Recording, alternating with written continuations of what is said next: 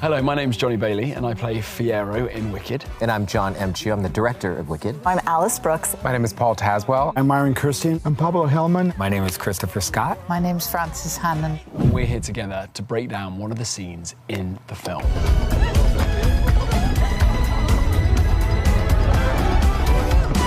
Dancing through life. So this scene is where Fiero is loosening up this school. This is a perfect example.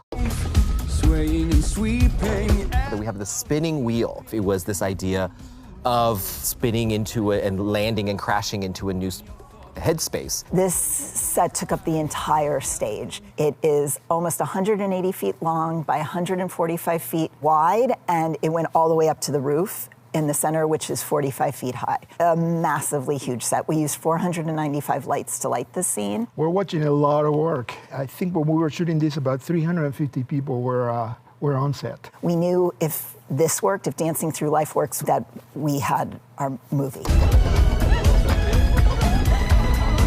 Some people call it a hamster wheel.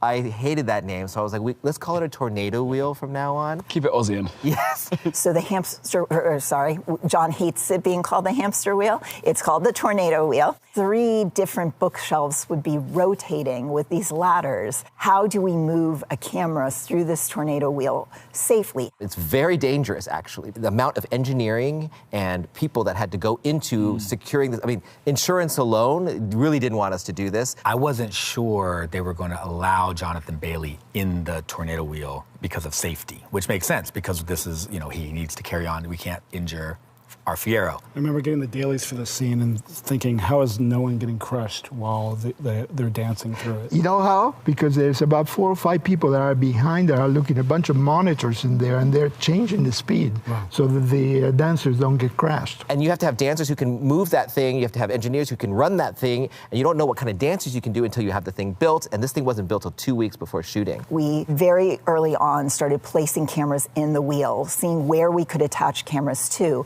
And then I worked with our key grip and the camera operator to figure out how do we get our massively huge crane in here and make it feel like you're moving through all 3 of the ladders, but you physically can't, and keep it centered. Those ladders were headaches because they are stationary on that, even though they're turning, and that can chop someone's head off. Yeah. But Johnny, the dancers, Chris, what you guys did was ignored all the technical parts of it and made it feel like butter. They did build us a little miniature model that worked. It ran, and so I could kind of run it and think about the things. But ultimately, it was you got to get in there and play. You can think about a million things, but until you get inside of that space, there's really nothing you can do. We had these extraordinary dancers. Chris gathered from far and wide. We ended up with some martial artists, some parkour performers, some circus performers. Really, parkour was probably the most valuable skill set to put into a contraption like this. Because it's timed and everything's moving, people need to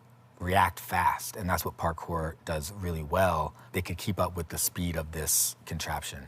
And always keeping cool. Life is fraught.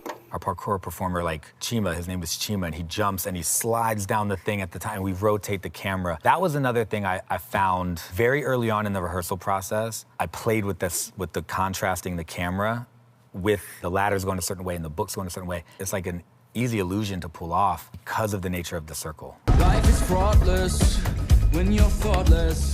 Those who don't try never look foolish. Dancing through life. Some of those shots that you're looking at it, these people are upside down, and you're thinking, how is that possible? Well, it's between the design of the rotating drum and the camera moving the opposite way. Yeah, at this point I was harnessed in. I would turn upside down. It would take about 25, 30 seconds to get then strapped in, and then you would wait for, the blood to then bring out and you black out for a second, maybe. Really him, by the way, going all the way upside down, rotating 360, very scary feeling. We're also asking him to still sing. And I just remember how it looked when their legs just start to float, and you're like, oh, this is a whole moment in this number. It's one of my favorite moments of the whole thing. It's amazing what hair products can do, though. It was very hard for us to keep it in place because they were upside down most of the time, and we had to keep resetting because it's extraordinarily complicated. From our point of view, it was keeping them perfect, even though they'd been upside down for 20 times at this stage. Jonathan certainly has product, but one wants to keep him a little more natural and let it move, whereas our dancers, we concentrated on keeping it as solid as we could, so we didn't have to keep going in. 2,000 cans of hairspray went mainly on the background.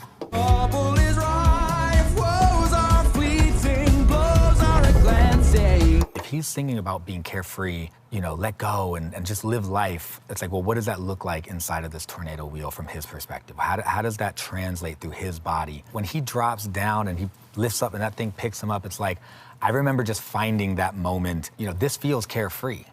When you're dancing.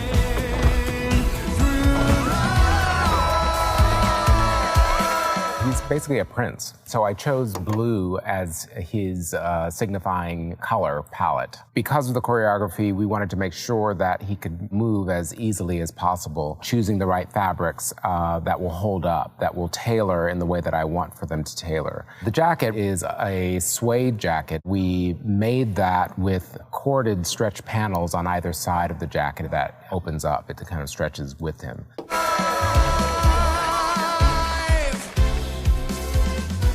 Could you back up a few frames, please? Jonathan had been away working in Canada, so while he was in Canada, we had some wig shapes done for him. With Jonathan, you want it to flop around because that's part of the attraction, is his lovely floppy hair. But without it actually hanging like he's hanging upside down, Jonathan's hair performed perfectly, as did Jonathan. I love this moment where Galinda is with the rest of the Ozian students are just kind of like looking at Fierro with curiosity, and then over time they sort of get into it a little bit more. Before you know it, it's this explosion of bodies and dancers. And I just love how that builds, because at first he's just kind of coaxing everybody out of their sort of shells a little bit. If we went too aggressive with the edit from the get-go, then it starts to lose its power. So you want it to sort of build over the course of the edit. It was making sure that they all looked of the same type of age group within the students, and it was making sure that everybody had a youthful appearance about them, but something a little quirky and different, because Shiz is its own entity. And along with the wonderful costumes that Paul did, we didn't want it to look too ordinary or boring. We just made sure there's the odd one or two around that had the same sort of similar styles, and that way you make it very cohesive. Galinda, I've got her in her pink. She's actually in her flirty dress. Fierro obviously is in his princely suit. I'm gonna go study outside, I can't. If you back up a few frames, with Elphaba, she actually is in a slightly darker version of the same pinstripe, but because it's a darker palette, it pulls out from the rest of the students.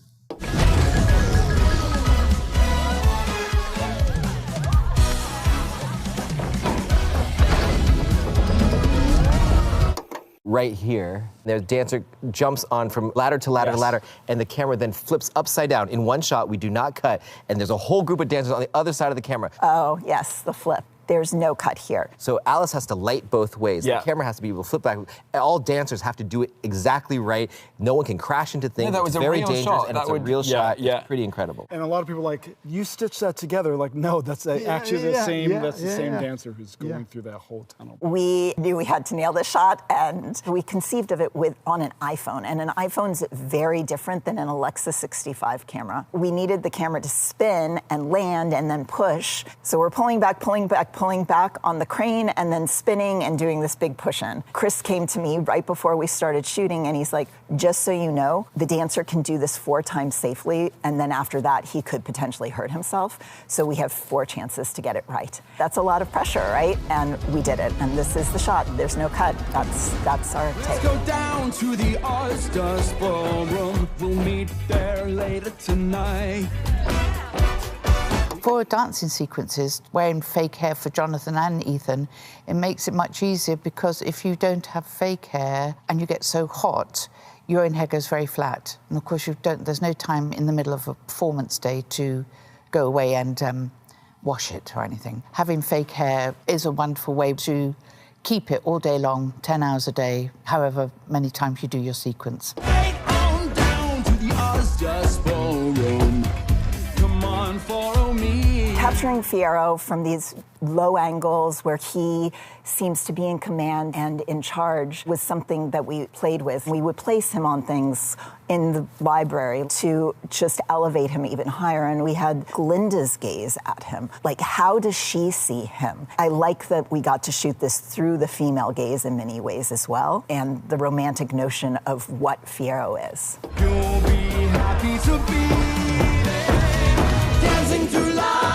It comes from the equestrian style of dress. Basically, it has riding pants and riding boots. It's called ponte, which is a cotton stretch that's actually suede.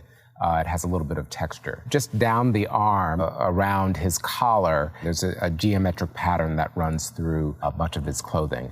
We backed this with a bronze that shines through, and it's pretty dashing. The brass buttons and the gold were very inspirational, that Paul did, and I took that and put it through the hair. I particularly wanted Jonathan's hair to have a different colour to his own across the top. The blonde streaks throughout it were very much part of his story arc as well. I listen to the music over and over again. I visualize what it's going to be, and I write down each description of what's about to happen. He stands up on the bookshelf and he starts to kick, using the books, and I loved how you surf those books on. Those are real books that you're really surfing on it. Nothing matters, but knowing nothing matters.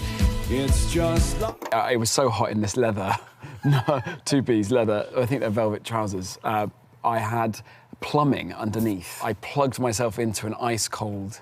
But I carried a little bag around full of slushy, I thought you had and it got pee in pumped there. through. That was not my catheter. Okay. That was a thermostat. Yeah. And I remember coming over to you, and you had the machine all connected, and I was like, okay, great job. And you're like, I just need to get through this, John. I'm like, okay, I'm gonna leave you alone. I'm gonna leave you alone.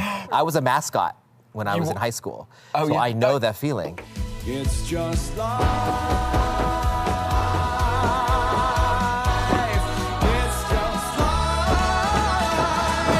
John and I have been working together for 25 years. We bonded over our love of musicals at USC Film School. We both knew we wanted to grow up and make musicals, but this was one of his crazier ideas in the 25 years that I've known him. There's something about a room full of dancers in unison, feeling the same feeling that just amplifies the power of the moment. So keep dancing through. Thank you so much for listening and for watching. And we hope you love what we created.